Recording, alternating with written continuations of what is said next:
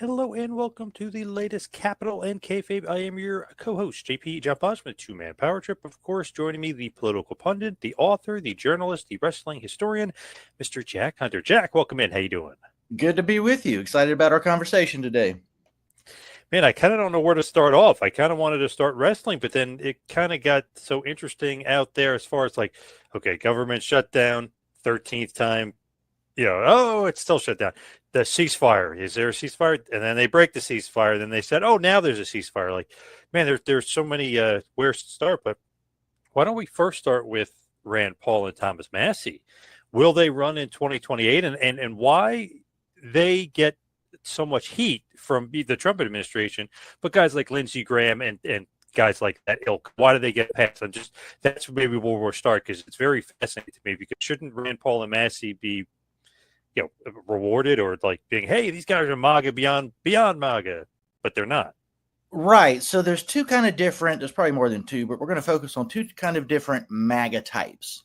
There are the types that, oh, America first. Yeah, I want that. Oh, we're going to secure our borders. I want that. Oh, Doge. I want that. There's those types. They're like, I like the message, the platform that Donald Trump has presented, and that's why I support him. Then there's the type of person that whatever Donald Trump says minute to minute could have totally contradicted what he said ago. That's where they're at. So all the people that are just loyal to Trump, the man, are mad at Massie and Rand because they're like, wait a second, you said this and you're doing this. You said this and you're doing this. Thomas Massie and Rand Paul vote America first every single time. The people criticizing them or whatever, wherever Trump is at any given moment, which can change. So that's a broad assessment of what's happening here. It was better put in long form recently. I think it was a little more than a week ago. Tucker Carlson interviewed Marjorie Taylor Greene. I think it would be hard to argue that there's not a high-profile political figure other than Trump himself who's more MAGA than Marjorie Taylor Greene. And what did Tucker and MTG do on that interview? Sang the praises of Thomas Massie. Tucker Carlson said something, I'm paraphrasing, like, I don't know of a single person in Washington who actually lives Trump's own stated principles more than Thomas Massie. That is a correct statement. Marjorie Taylor Greene basically said the same thing and gave some examples of where Massie stood against the swamp, the tide, and everybody was mad at him, including Trump, but she knew what was going on, and being a real MAGA person, she gets it. So that's what's going on with those two. When everybody's mad at them, know they're doing something right. So, and I'm a little biased. I worked for Rand Paul and his father and consider, Thomas a friend and certainly somebody I look up to and believe, but what I said is true. It just seems like kind of weird. Like people are turning on him from the Republican or the conservative side because of what they're saying. But what they're saying is more MAGA than the MAGA guys. It's just like the Trump MAGA guys. It's just very, very weird. Let's start with something simple, just as an example of what I'm saying. Yep. Donald Trump, this isn't a fantasy. When he campaigned, he said he would release the Epstein files. That's something he promised to do. When he got into office, Pam Bondi at one point said, they're sitting on my desk. So they were even acknowledged. And now Thomas Massie is demanding the release of the Epstein files, exactly what MAGA promised, what Trump promised, what his AG promised. And they're all mad at him for it. That's one example, John. I could do this all day. We could do it with foreign policy. We could do it with the size of government and Doge and what that promised and, what's happened since. That's what this is. You got to be a pretty goofy MAGA person to be like, oh, Massie's a jerk now because he wants the Epstein files released. Because I'm just going to forget that Trump ever promised that. I mean, no self-respecting person can take that position, right? Or anybody with, regular mental abilities. I don't know how to say it. It's trying to be PC there. Right. So what is the latest on the Epstein files? Are we ever going to find out? Is there a latest on the Epstein? What the heck's going on with those? I thought we were Pam Bondi and everybody. I thought we were in like Flynn here getting these files. Yeah, Massie and Ro Khanna, who's his Democratic co-sponsor, say that they are close to or might have enough votes for this thing. And Speaker of the House Mike Johnson keeps making up different rules as it goes along to prevent it from happening, because that's what Trump wants him to do, it sounds like. So you tell me. To me, it just seems like we were so gung-ho. Why are we so gung-ho against it? Right. From a certain point of view? I don't get what happened. Like, do we have any idea what happened there? Well, what's the change of heart? I think that if we get to see them, that might answer that question, and that's the question everybody's asking, and it's the question that Donald Trump was asking before he got elected for the second time, multiple times. So we'll see. And that's just one example. And I keep hearing it's like he's kind of protecting Bill Clinton. Like, how does that make sense? Why would he do that? Like, what's the deal with him and Clinton? I know they used to be friends years ago, but I mean, what would be the point of protecting him now? You're protecting an ex-president? I mean, rich and powerful people protecting each other is nothing new.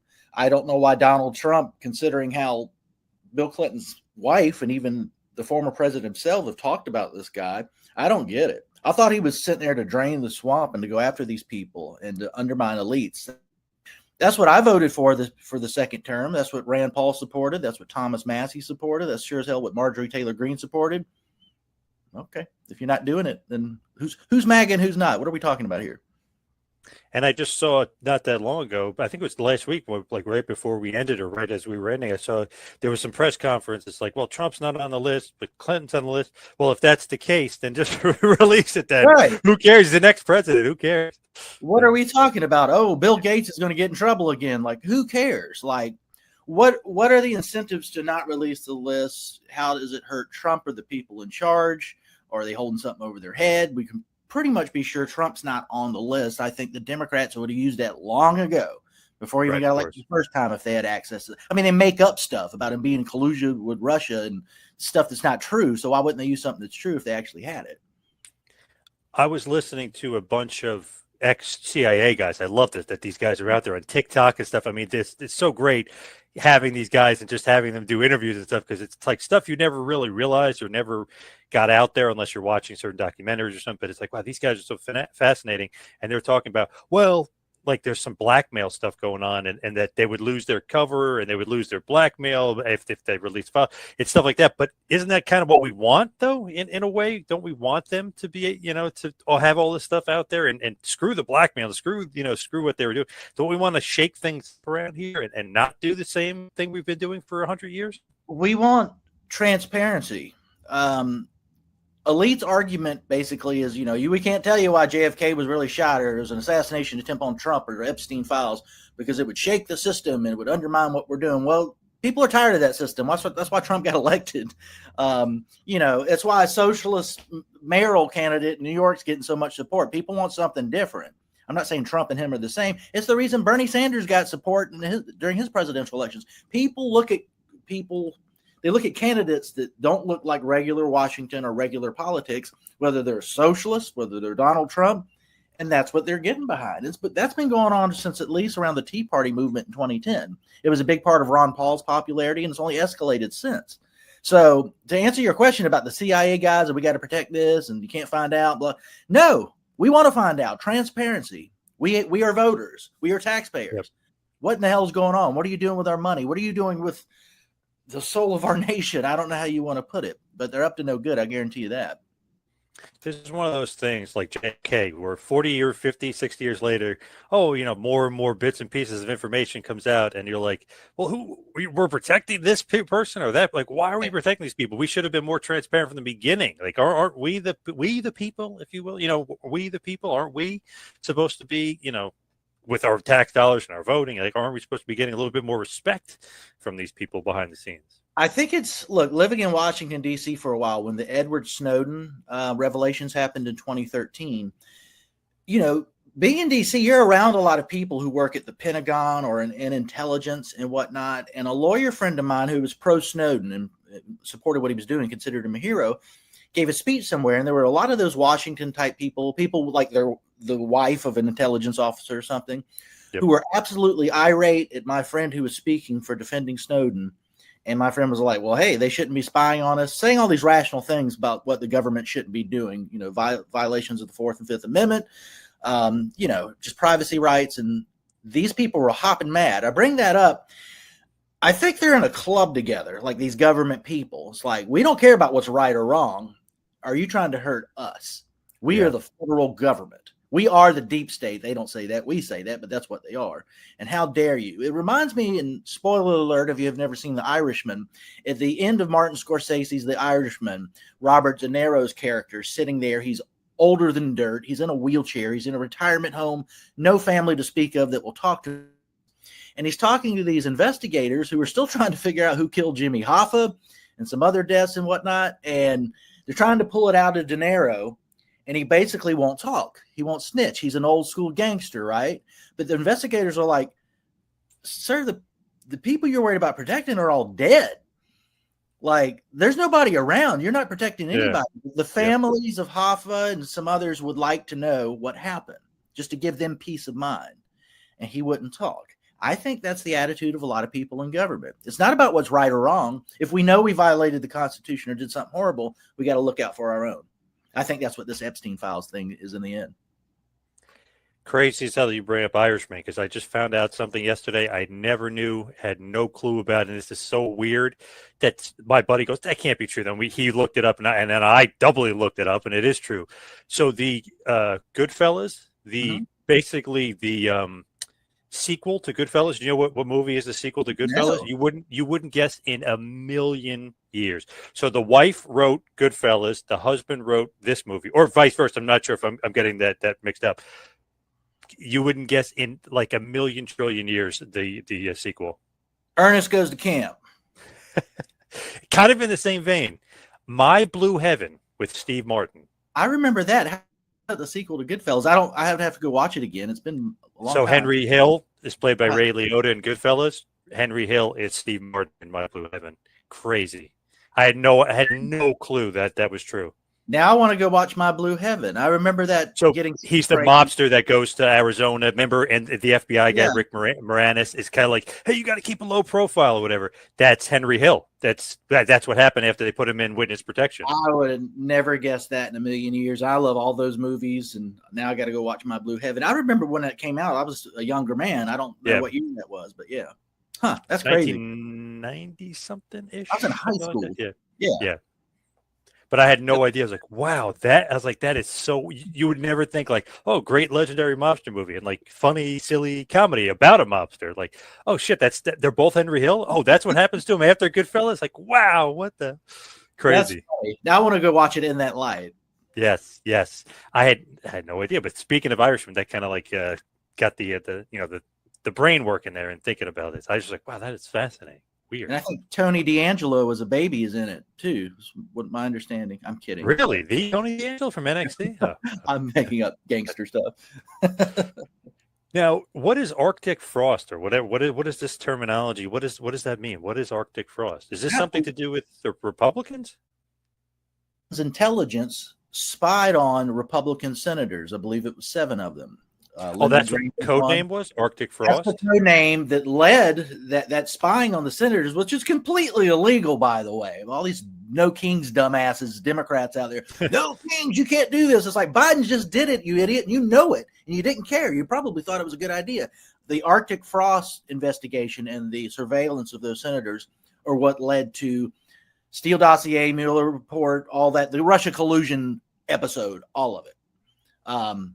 Arctic Frost was the beginning of that, or so we know now. What a weird name, but I guess that's so nobody looks into it kind of type of thing. Well, when Biden was in power, who was going to look into it? Now that Trump's in power, they're like, hey, who was trying to screw us? And that's part of what they discovered so far. And when I say this, I don't think Trump's above behaving the same way.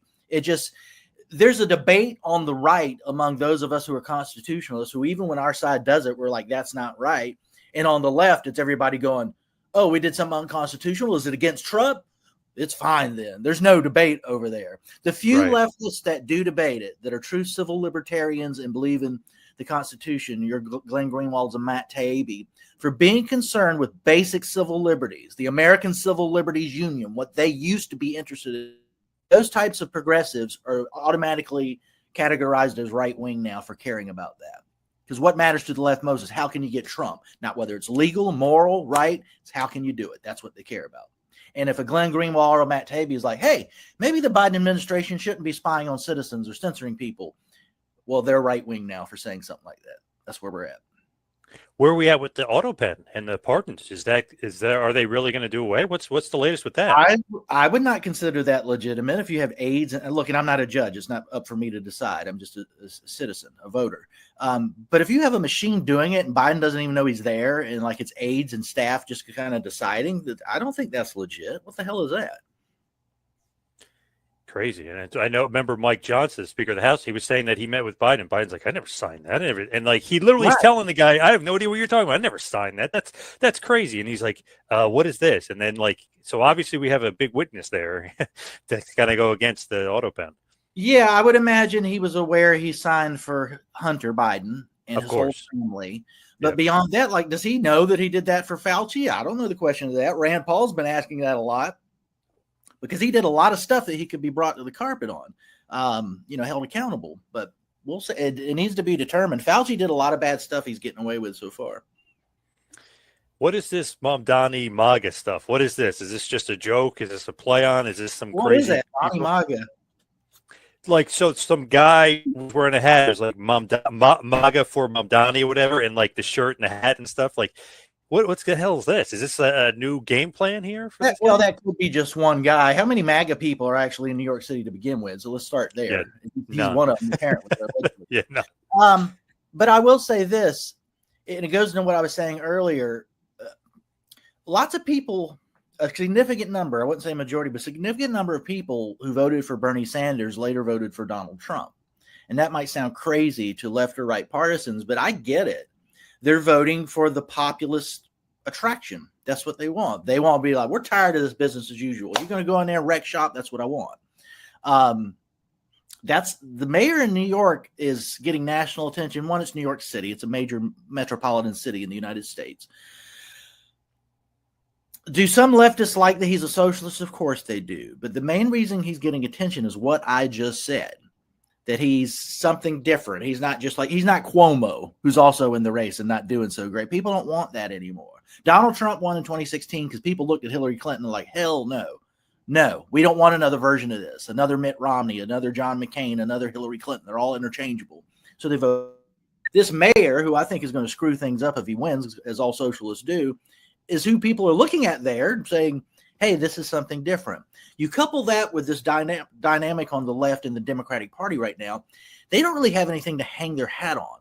That No Kings protest was so pathetic because they're out there protesting what their Democratic president just did, like literally. You go down the list. Yep. And what else do you have to show that's positive? Kamala Harris? Like, nobody's proud of that. Nobody that's serious. So here's a guy who people are getting behind. There's something positive about him. And it's not just about blind Trump hatred, which is pretty much all they have at this point. So I think the guy's awful. I'd never vote for him, but I understand it. So the guy you're talking about in New York that we've seen the video, it's like, what does it say? MAGA for Mamdani is a shirt or something. Yeah. Social. I don't know, but if I learned there were 20 other New Yorkers like that, I wouldn't be surprised, and that would be the reason. Man, crazy though, like voting for this guy. First of all, with the rumor that he might not be here legally or, something with his paper. So I was like, okay, that's kind of a red flag. Then he's taking pictures with terrorists. And then there's a video of him that allegedly is him wearing a mask saying all this terrorist stuff. You're like, what the heck is going? Like, this is the guy that I know Cuomo and Silva maybe not the greatest answers here, but it's just like, wow, this is the guy they're voting for over those guys. Wow.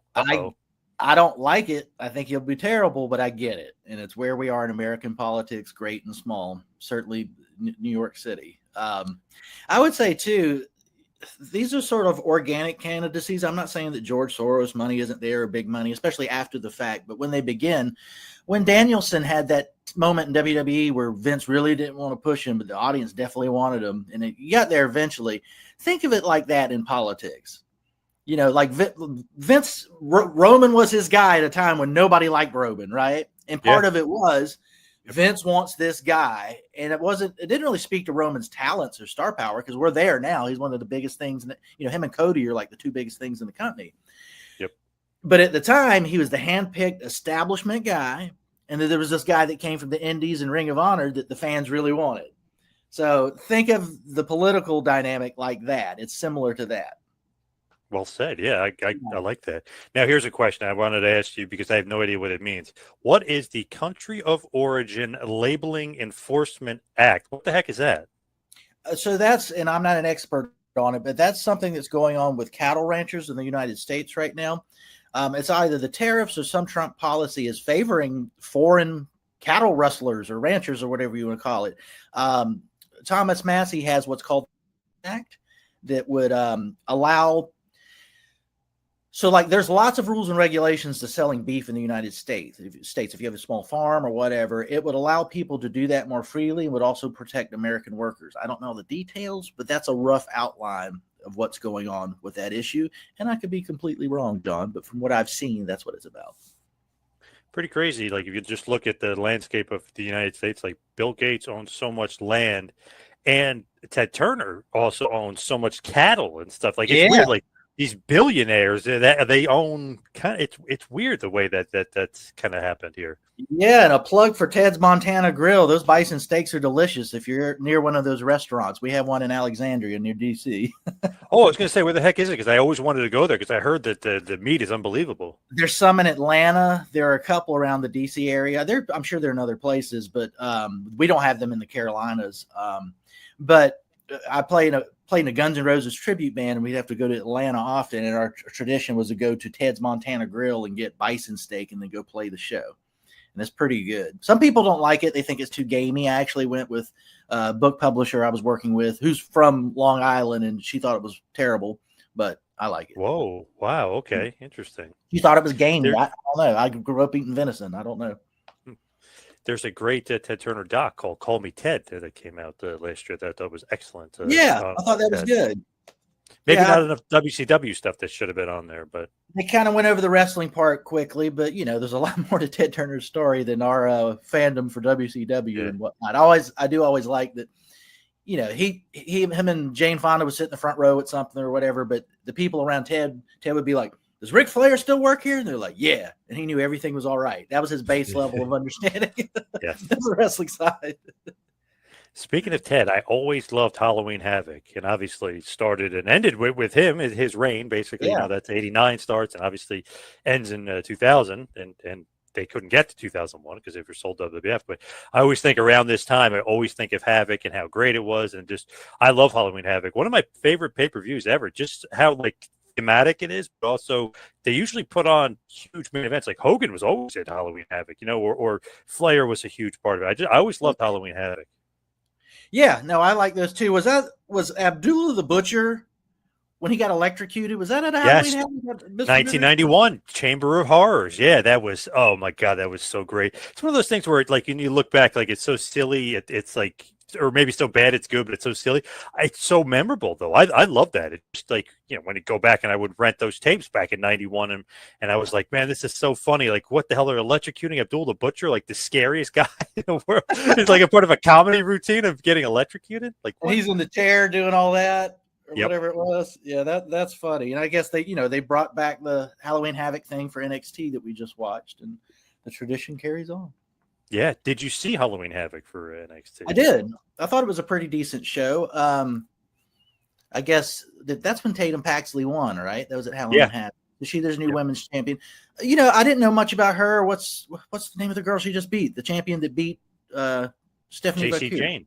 JC Jane. I didn't really pay much attention to them, and that's by design in NXT. And now I'm paying more attention to them because of where they've positioned them, and that's how this is supposed to work, right? When JC Jane won, I'm like, what the hell is this? And then I'm like, oh, this is NXT. This is what you're supposed to do as a promotion, to build people up.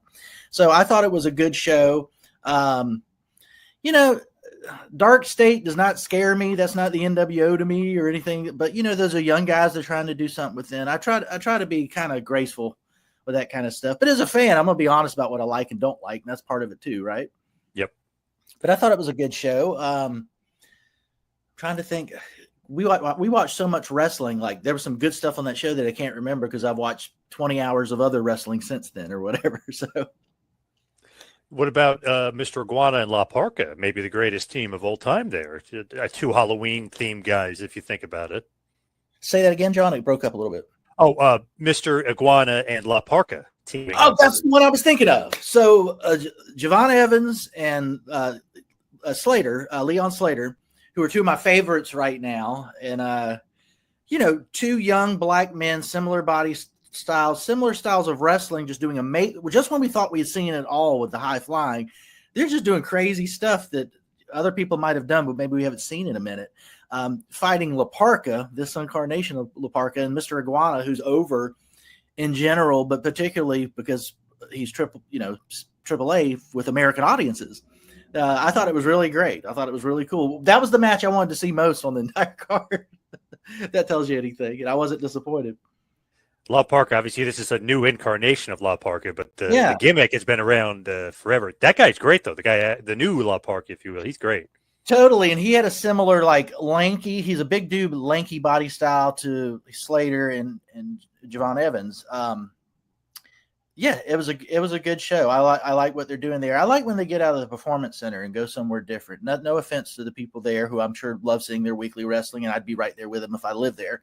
But I like seeing them go to different places in front of they're not a developmental brand anymore. They are a third brand. They are the minor league of WWE, and that's not a put down by any stretch of the imagination. My whole problem with like the performance center and even when they went to Full Sail, it's like the crowd is going to cheer who the WWE wants them to cheer, boo who they want. Like they kind of go along with the script, if you will. Like they go along with what's going on. And when they get outside of that, then you see like the real reaction. Like they're like, okay, who's really over? Who should really be pushed? That's why I like when they get away from there, because we actually see like, instead of like the generic, we're going to pop for this person because that's who we're supposed to. Like, I don't like that. I want to find out who is the real deal and who's not the real deal. It's a good incubator to tell organically, like what's real and what's not. It works the opposite way sometimes, though. And Triple H has said this, when Elias was in NXT, kind of flatlined. Then he got on the main roster. He was like one of the most popular things. Yeah. So that happens sometimes too. But like, I listen to Brian Alvarez and Meltzer a good bit. Alvarez is always like, why is Javon Evans not in the main title picture? And people say, oh, he's too young. That's the future. What the hell is that? I agree with Alvarez. What other sport is like, oh, we got to wait till this guy's 37 to push him? No, you push your young athletic guys. So, I don't know if that goes in line with what you were just saying, but that's where my brain goes. Yeah. But it's almost like, okay, like Ciampa and Gargano are the perfect examples. They're so over in NXT, and like they're supposed to be like the baby faces, or they're supposed to be over, and then when they get into the main roster, they're never quite as over because it's not organic. It's one of those things where it's like, okay, these are Triple H's guys kind of thing, or Shawn Michaels guys, and then when they get out in SmackDown, they're not as over because they may be talented, they may be good, but they're not to the level where they need to be on the main roster, as far as like a Cody Rhodes or Drew McIntyre or somebody like that. Yeah, and it's interesting, the dynamic. So like, I absolutely love Mariah May and AEW. Her and Tony Storm mixing it up was like the best thing on the show for a while. And that's not a put, and that's with Will Ospreay and Strickland and Hangman, who's the champ. All these people I like, but it was just a hot angle. I think they're booking Blake Monroe now in NXT, right? She's the new North American champion. They're doing something with her. She's high tier, but it's not as exciting as what she was doing as Mariah May. I'm not saying they can't get there, and I think they will. She's super talented, but you see what I'm saying. A lot of people speculate that when Bayley's contract is up, should she go to AEW? Her best friend's there. Tony Khan could certainly pay her as much, if not more money than WWE would. Because in WWE, she's in the same place Charlotte and sometimes Becky was, but I think is in a better place now, where those women have all been champs. They've been on top, but now you got Rhea Ripley back here. And like, where does Bayley fit? I like what she's doing with Lyra Valkyrie. Am I saying her name back? I say names backwards sometimes. I like that, being crazy half the time, being her friend half the time. But what I'm saying? Where does she go from there? Is she going to be champ again? I don't know. There's also a lot to be said of how loyal somebody is to WWE. That basically changed, that company changed her life and made her the star that she is. So there's that. Yeah, with her now, she's doing the kind of the helter-skelter gimmick. Sometimes she's a babyface, sometimes it's heel, kind of going back and forth. Obviously, they're really trying to get Lyra Valkyria, your girl. Yeah. They're trying to get her like over, so that, like, but does Bayley really want to be in that spot where you're like the get over person? You're like, hey, you're in charge of getting this person over and this person. You know what I mean? It's like a slippery slope spot because you think you're still a draw. You still think you have so much that you can give, maybe even as a champion or as the main event of like a WrestleMania type thing. They're like, no, we kind of see you more of like you helping her get over type of right. And I'm sure that, the people in charge, the bookers, whoever, see it as, boy, you had your day in the sun. You're great. You're still great. But now you're going to do this part. And the talent themselves may be like, no, I'm still great. Like Becky said that when she was doing those fiery promos that got her to where she is now, in the world title picture and all that. She said, people say I'm the person that helps other people. And all. She's like, screw that. I'm here to help me, as a heel. But I know that's heel stuff to say, but she's also correct. Yeah. Yeah, both can be true. Both Right. both can definitely be true. It is Charlotte's interesting. still like my favorite women's wrestler. Like I like what they're doing right now with the tag team. It's cool, but is she going to be on top again? I don't know. She can be, but will she be? That was interesting too, because on Monday it was like, can this really be a main event match? But the crowd was so into it because Charlotte, obviously is over, but Charlotte and Bliss are so over. It was almost like, wow, the crowd actually like accepted it as the main event. I was like, you got to put Braun Breaker in the main event, and they put the girls in the main event. I was like, wow, the crowd was the way they reacted. It's like, okay, that had to be the main event. They were popping like crazy for Bliss and for Charlotte. Yeah, and it's legit. So funny story about that. A number of years ago, when sort of the alt-right thing was happening, all those jerks, idiots, if you remember that, there was a prominent guy. I'm not going to say his name or give him any advertising, but he was one of them. And I was just like tweeting about something about Charlotte Flair and whatever was going on at the time. I think it was the first women's evolution. What was that, 2018, 2019? Yeah, somewhere around there. Somewhere in there. And I'm like, this is going to be awesome. Charlotte's my favorite, blah, blah, blah. And this guy trying to be anti-feminist, not that I'm some big feminist. I was just expressing as a wrestling fan, like, this is going to be good. I like these ladies. Said, oh, look at Jack Hunter trying to be a left-wing cuck, putting wrestlers like anybody wants to see that. And I just basically shot back at him like, you don't watch this. You don't know what the hell you're talking about. Quit being such a damn poser, Mr. Right-wing jerk, dumbass, like you don't know what you're talking about.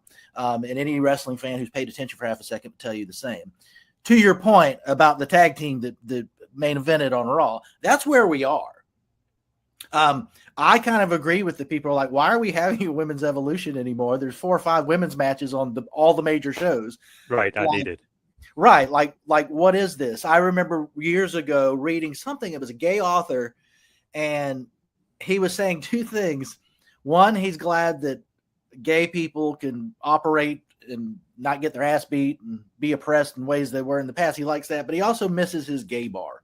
He don't have to go to a gay bar anymore. He just goes to bars, if you see what I'm saying. Like it kind of there's still gay bars around, but it's not what it was in 1973 or 1985 or 1995 even. So women's wrestling is not this niche thing. I remember Jerry Lawler writing in his book that he didn't think they should wrestle. And I was like, well, that's a bit much, Jerry. I'm a fan of his, but you know what I'm saying? Yep. That's not where the culture in the wrestling business and in general is anymore. I mean, these women wrestle in Saudi Arabia now, because they're part of the show. You kind of have to. So yeah, I think it's a wonderful thing. And if you're a feminist, that's not what I'm looking at as a fan. I like their matches. I like what they're about. And yeah, part of me likes the daughter of Ric Flair, my favorite of all time, that legacy continues, and he's more happy about it than anybody. So there's that too. If they don't do Charlotte and Tessa at some point, and I know she's controversial, that I'm going to be disappointed in that as an old school 4 horseman person. So, and Tessa's one of the best. She's one of the best. Yeah. And the guy that trained them both has things to say about that, or that's what he told me at NWA Legends Fans Fest years ago, and I'll leave it at that. But it writes itself. Their dads are alive. They were 2 of the original 4 horsemen, with one of them being the guy. So, like, come on. And Charlotte and Tessa are 2 of the best women's wrestlers in the world right now, and that's really saying something considering the competition. Are you talking about George South right now, the legendary George South? I asked him, and he didn't hesitate to tell me who he thought was the better of the 2, but I don't want to. Yeah. Oh yeah, you can't break his confidence like that. Yeah. I'm fans of both of them. I don't want to be the person to put that out there. So, did you by any chance see AAA? I know it was like a 1-match show. It's only like 3 matches or whatever. But did you see the AAA with Dominic? No, and I was very angry about it because they advertised. Did they advertise it on Raw and SmackDown for like a half second, or maybe NXT? I could have sworn like that's how I knew it was out there. I was like, oh, okay. I was excited. In Mexico, I like the Vegas AAA show they did, but I like seeing it in Mexico. I like that fan base. I think it's a different thing. I've always wanted to go myself. And there was not an English, there was no, who always does it? Is it Vic Joseph and Conan and JBL? Corey Graves. Corey Graves and JBL. I think, all right, Corey Graves with his brother in the Mexican wrestling scene connections and all that. That didn't happen. I guess everybody was busy with Halloween Havoc, and they just, I turned on the AAA feed that was all in Spanish. I couldn't understand it. That's why I stopped watching. I saw Dominic like walking around. But when you can't understand the language, you know what I mean? Like I can't speak Spanish. I didn't know. So I would like to think that they would do an English version for all of those. That's a TKO property. And, you know, they put it on YouTube for free. If they want me to pay a little for it, I'm not against that, but I'd like to watch it. They didn't this time for whatever reason. Yeah, I was like, oh, maybe I'm wrong. Maybe it's not going to be American broadcast when they call it Heroes Immortales or whatever. You know, in Spanish, I don't really know that. I guess it's Heroes Immortales or whatever. I was like, okay, there's not like an American English title for it. I'm like, that's not a good sign. Okay, Right. Like, yeah. I was looking for the WWE YouTube channel feed, and it just never popped up. And I swear to God, unless I'm crazy, they advertised that just a little bit. It wasn't heavy or anything, but. Yeah, unless I'm crazy. I thought I saw something for it too. That's how I knew like there was a match. That's how I knew Right. Dragon Lee was wrestling Mysterio. Yeah, so I thought that was interesting. And this is a WWE/TKO property that they're trying to globalize like everything else. So, like, yeah, you got American WWE fans that want to watch this. You own it. Let us do that. How much did it cost to fly? What was Corey Graves and JBL doing while Halloween Havoc was going on? Like, come on. Yeah, right. You know. Yeah, he's there. Obviously, he's booking the show, Correct. so he's there. He could Right. be doing it. He can speak English and is well known to American audiences. So I love that team. It's great. What did you think of that? That they were teasing stuff on social media for WWE for like a week. It was guys' feet walking into like their shoes, and people were like, "Oh, that's Brock Lesnar's shoes," and that looks like Triple H's shoes or whatever. And then it really ended up being Cody, Roman, Punk, Triple H, Heyman, and Lesnar. So, did you make anything out of it? I knew. I was like, there's nothing big. They would have like pumped it up like, oh, there's a mystery guy. Like, I knew it has to be a show that they're promoting. I listened to my girlfriend and I both listened to a lot of different wrestling podcasts, and that was like the main topic of discussion. And that's why WWE does it. They're smart. You know, they want people talking about the product. Didn't John Cena share one of the clips of she was walking around? Oh, is it John Cena? Is it this? Is it Gunther? Is it Austin Theory? It just turned out to be a Las Vegas WrestleMania commercial. That's it. Yes. Yep. Cool commercial, but that's all it was. And for some reason online, people were posting, well, Brock Lesnar, he's not relevant. He shouldn't be in the commercial. I was like, wow, that is arguably the worst take I've ever heard in my life. Like, what? Lesnar, of all people, he's probably the biggest draw, the biggest name value, even more so than Cena to me. I know Cena won't be like he's retired, but like Lesnar's the biggest name they got. Of course he's going to be in it. As long as Lesnar can do it, he's in that stratosphere with Cody and Roman and Punk. Like, he's in that level and has been for a long time. That's a stupid thing for anybody to say. The day that Brock Lesnar's broken down and can't do it anymore, that's a different conversation. But the guy looks like he's going to be 85 years old looking like that and running around kicking people's ass to me. So we'll see. But, yeah, he's definitely a top star. It belonged in that commercial for sure. I wonder, as far as like the booking of it and kind of like where they're headed and what they're doing, I wonder where they're headed. Obviously, way too soon to kind of guess. But obviously, those four guys, Roman, Cody, Lesnar, and Punk, those are going to be the guys on the, you know, they wanted they two the big guys. People were like, why wasn't Rhea Ripley in this commercial? Blah, blah. She is out with a broken nose. So I don't know if they want to filming her with that thing on her face. You know what I mean? Because she took pictures jokingly online. Yeah. I was like, well, it was like, maybe you wanted Ripley on there, but she doesn't have a broken nose. So maybe you could have, you know, picked somebody else. But they were complaining that it was the old men. I'm like, oh my God, these fans are nuts. Is Ripley, even with the nose, cleared to wrestle or something? Or she's got to wait a while? If you know, you might not. All I heard was that she's out a couple of weeks with a broken nose, and then she showed pictures of like, I guess the brace or whatever holding her nose together. Right, because she did something like that before. I thought she looked pretty badass.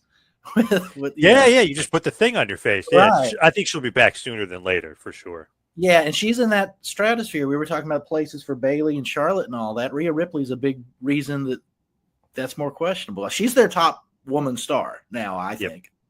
You know, and that's no offense to these legends who've been around longer than her. Stephanie Vaquer's on her way up. Yep. Do we think that CM Punk's the next champion, or is it Jey Uso? This will come out later. I tend to think Punk might win. I think Punk too. You got to give him a title run here. I know he doesn't need it, doesn't want it, all this other stuff, but he's the biggest star. You can give him a title run. Why not? Yeah. And where they go from there, I don't know, but I'm very interested. I love that I don't know. I love when it's not completely obvious exactly what they're doing.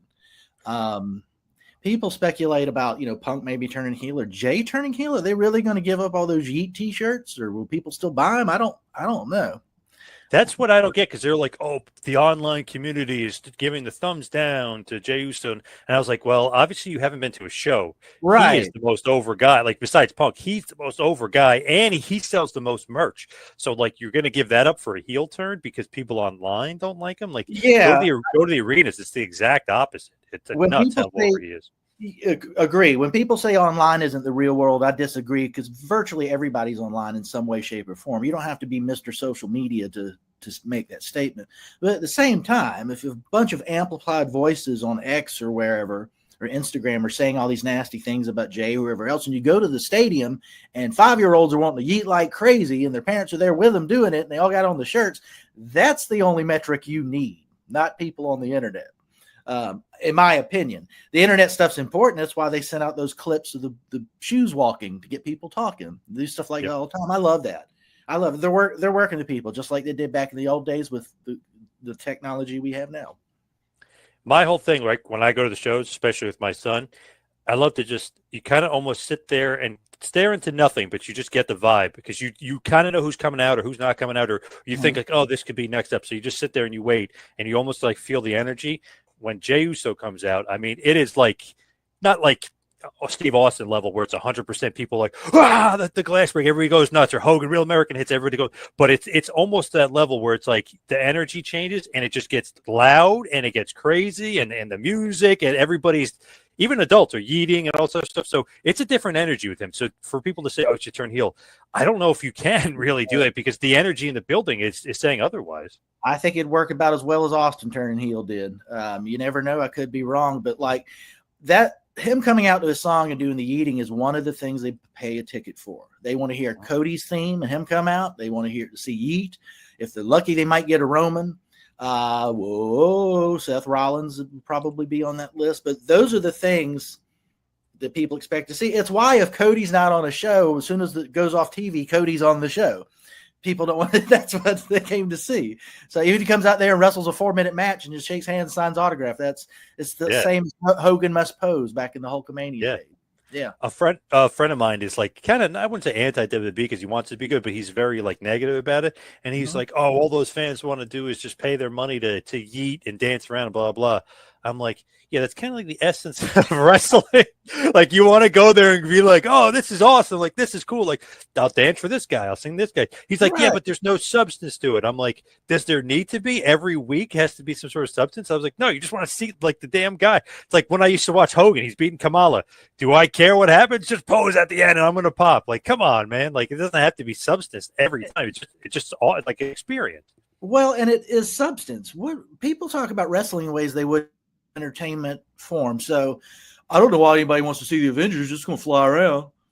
Like nobody would see it because it's stupid. Well, yeah, that's exactly why I want to kick Loki's ass and Thanos' ass. Right. Yeah. I don't want to go see, the Panthers game. Just going to run into each other. I mean, yeah, that's what we're paying. Like it's being dismissive about the actual thing that people want to see anyways. It's stupid. I don't know why I'm going to see the Phantom of the Opera. It's just going to be the Phantom doing stuff. I mean, like, it's just dumb. And like, I hate to, burst the bubble of some fans. Even my buddy who's been watching wrestling longer than I have, he's a little bit older. Like, hate to burst his bubble. That's like a WWE dream. Like, not only do they have the fans going to the show, right? They have them cheering and all this other stuff. And they have the guy buying the merchandise, and you have them buying merchandise for the kids. Like that's like the home run. Like that's like that's he's the whole package. Oh, he doesn't cut great promos. No one cares. Oh, he's sloppy in the ring. No one cares. They were eating. They love that he's the baby in his hand. That like viral moment that was hilarious. Like they loved. I mean, they eat that stuff up, and he sells merch. Forget about it. It's like going to Disney World, and that's your favorite ride, and you got the mouse ears to prove it. That's what that is, and there's nothing wrong with that. That's part of what I love about it.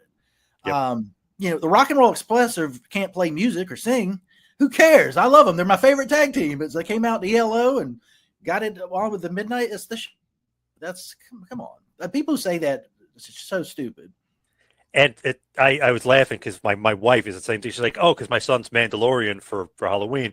Oh, that's so stupid. I was like, not only did we meet Mandalorian, we went on the rides at Star Wars. And like, that's what they want, but it's all for great entertainment. Like there's like an end game. She's like, oh, it's so stupid. Like, well, not to me, not to my son. You know what I mean? Like, that's like my buddy saying, oh, Jey Uso, it's so stupid. They do the yeet and whatever. It's like, well, not to the, 20,000 fans a night. They're into it. Totally. It's right there. One of the big Marvel movies came out a number of years ago, and all my friends were talking about it. We're excited, and I like those movies. It's not my thing as much as others, but I just posted on social. I go, y'all know this is fake, right? Some people laughed at it, like, Yeah. what is? Yep. It's a stupid thing to say, but yeah. Yes. But yes. I made my point. Yes. I feel like I should be their target audience, but I don't know, some of those Marvel movies I'm not into, and then I usually end up rooting for like the guys that you're not really supposed to root for. Like I'm like Thanos, this guy is awesome. I'm like, well, he's got to be killed off because he's the villain. I was like, I know, but I was like, I know how it works, but I was like, I root for like the wrong guy here in some of those Marvel movies. I've started to develop an old man attitude about it, and I try to keep myself in check. I like the Captain Americas and the Iron Mans. I like the standalone ones more than the ones together. Very good. Very good.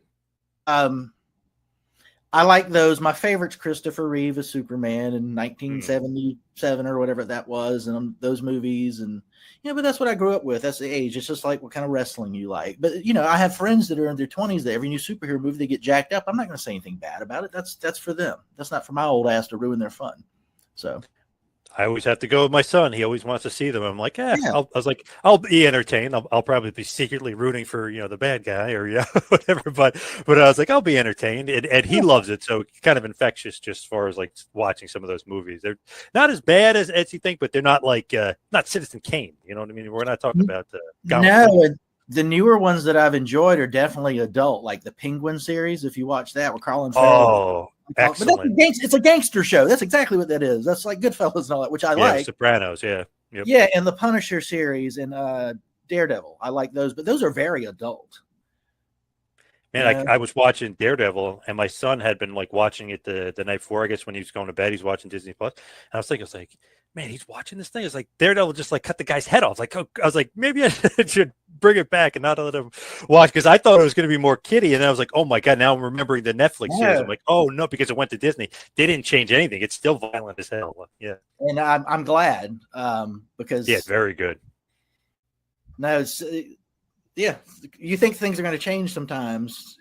Like, did anybody think when Vince bought WCW that it would be like Eric Bischoff's WCW, what you were watching, or Ted Turner's? Like, you knew it was going to be something completely different.